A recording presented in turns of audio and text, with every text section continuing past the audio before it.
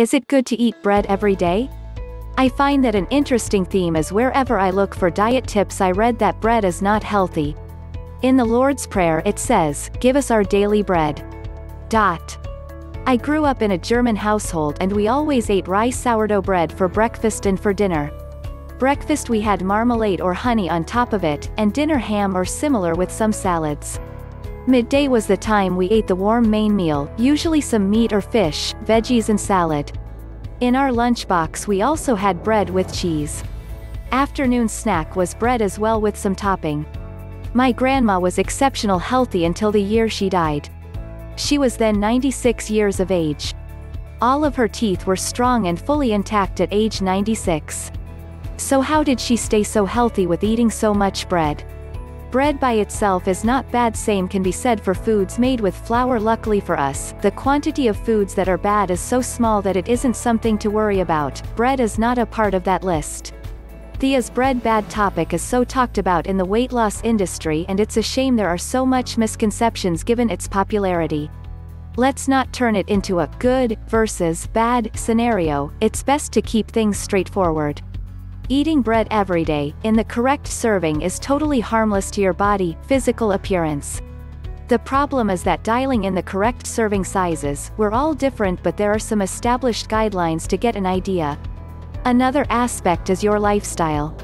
A sedentary person sleeping on the couch all day is probably good for a bread serving the size of a peanut.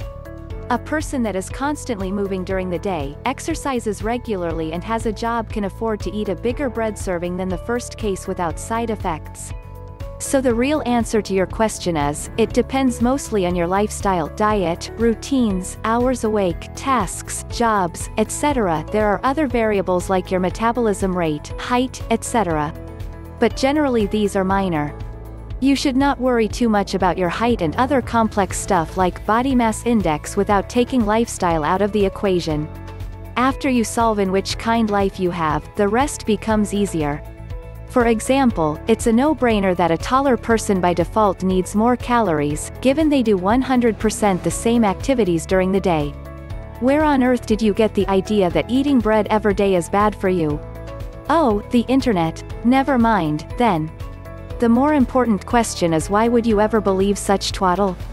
People have eaten bread every day for millennia. In some cultures, bread was the primary foodstuff and consumption was measured in pounds per person per day. If your diet already contains far more calories than your body requires, then adding a daily serving, or servings, of bread will only cause you to gain weight faster than you were before. But that doesn't mean the bread is bad for you. It means that you are eating too much of everything.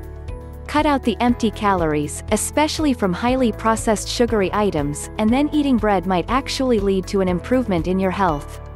Speaking of highly processed sugary things, take a look at the label of the bread you buy. Anything beyond flour, water, salt, and yeast should be questioned. Most of it, especially the things that have acronyms or multiple syllables, aren't needed in real bread. Yes, there are things like nuts, seeds, spices, or sweeteners in healthful breads that go beyond the basic 4 ingredients.